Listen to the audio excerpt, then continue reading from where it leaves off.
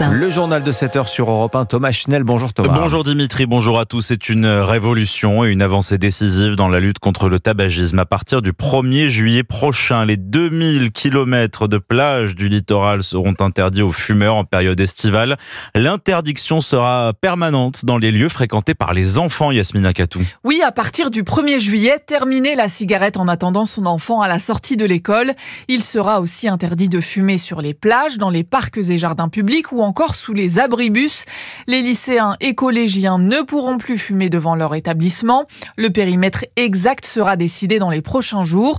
Là où il y a des enfants, le tabac doit disparaître, a dit la ministre de la Santé.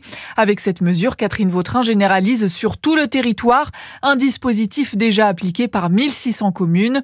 Ceux qui ne respectent pas cette règle risquent une amende de 135 €. En revanche, l'interdiction ne concerne pas la cigarette électronique, mais pour les vapoteurs, la ministre aimerait à terme baisser le taux de nicotine autorisé dans les produits de vapotage et réduire le nombre d'arômes disponibles. Des mesures qui seront cette fois-ci appliquées d'ici le début de l'année 2026. Rappelons que fumer tue 75 000 Français chaque année, soit 200 par jour, que les cancers coûtent 150 milliards d'euros par an et les mégots génèrent 25 000 tonnes de déchets tous les ans. Paris passe en mode Ligue des Champions. Pour soutenir le PSG qui va tenter de ramener la coupe à la maison, les joueurs de Luis Enrique décollent pour Munich ce matin. Les supporters, eux, se donnent rendez-vous demain au Parc des Princes pour suivre la finale face à l'Inter Milan sur écran géant, encadré par un dispositif de sécurité géant déployé par la police jusqu'à dimanche, puisqu'en cas de victoire, les joueurs parisiens s'offriront une parade sur les champs. On attend autant de monde qu'un 31 décembre. Jean-Baptiste Marty, tout est fait pour empêcher les débordements.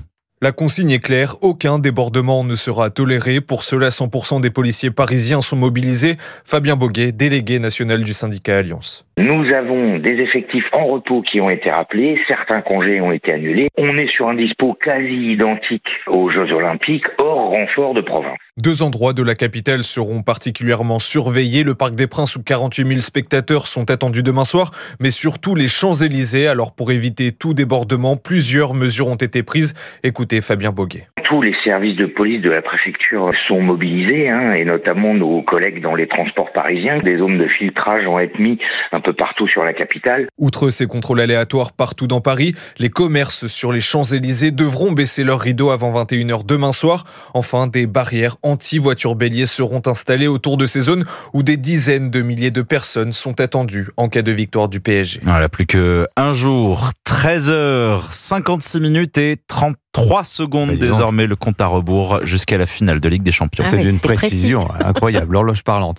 Thomas Schnell, les ZFE vont-elles réellement disparaître? Après un premier vote des députés cette semaine, les défenseurs ont encore l'espoir de sauver la mesure. Puisque le chemin législatif ne fait que commencer pour la loi de simplification, les partisans des zones à faible émission espèrent mobiliser les élus du centre lors des prochains votes à l'Assemblée nationale. Mais il faut dire que la semaine a été difficile pour les écologistes entre l'autorisation de reprise du chantier de la 69, l'usage des néonicotinoïdes relancés. Alexandre Chauveau, pour la droite et le RN, c'est une victoire contre l'écologie punitive. Après la suppression des zones à faible émission à l'Assemblée, Marine Le Pen exulte. C'est une défaite pour l'écologie punitive. L'écologie punitive, ça n'est pas la défense de l'environnement. Un mot d'ordre partagé par les Républicains, satisfaits de voir tomber ce qui était perçu jusqu'ici comme le symbole de l'exclusion des classes populaires. La droite revendique un élan de liberté et réclame la fin de normes environnementales jugées beaucoup trop contraignantes. La loi zéro artificialisation nette, notamment, votée sous Emmanuel Macron, a aussi été en partie supprimée mercredi soir. Éric Ciotti, le président de l'UDR. Nous avons besoin d'un pays qui accueille des usines, qui construisent des logements. Jamais la France n'a été aussi boisée. Donc arrêtez avec vos délires. Ne trompez pas les Français. Faites confiance au bon sens et à la liberté. De l'autre côté de l'hémicycle, les écologistes dénoncent une défaite pour l'environnement, une aberration pour la droite qui compare le coût social et économique de ces mesures avec l'impact relatif qu'elles auraient sur la biodiversité et la qualité de l'air. Alexandre Chauveau pour Europe 1. Emmanuel Macron, lui, veut durcir la position française contre Israël s'il n'y a pas d'ouverture humanitaire. Le chef de l'État adresse un nouveau message de fermeté en conférence de presse à Singapour. Il renouvelle son vœu de reconnaître un État palestinien sous conditions. La création d'un État palestinien consécutive à la libération des otages, à la démilitarisation du Hamas, à la non-participation du Hamas dans celui-ci, à la réforme de l'autorité palestinienne, mais d'un État palestinien qui reconnaîtra Israël, son droit à vivre en sécurité, et la création d'une architecture de sécurité dans toute la région, sont le seul aboutissement souhaitable pour la sécurité de tous et le seul qui garantira la paix dans la région. Et donc c'est pas simplement un devoir moral, mais une exigence politique et je crois aussi un vrai réalisme. Emmanuel Macron parle de situation insoutenable sur le terrain. L'aide humanitaire arrive au compte-gouttes, faute d'accord de cesser le feu. Alors une trêve est-elle possible dans la bande de Gaza? Allons rejoindre notre correspondant à Tel Aviv, Frédéric Simon. Hier soir, Israël s'est dit favorable à la proposition américaine. On a peu d'informations sur le contenu formulé par l'émissaire américain, mais ce n'est pas suffisant selon les terroristes du Hamas qui vont étudier l'offre, Frédéric.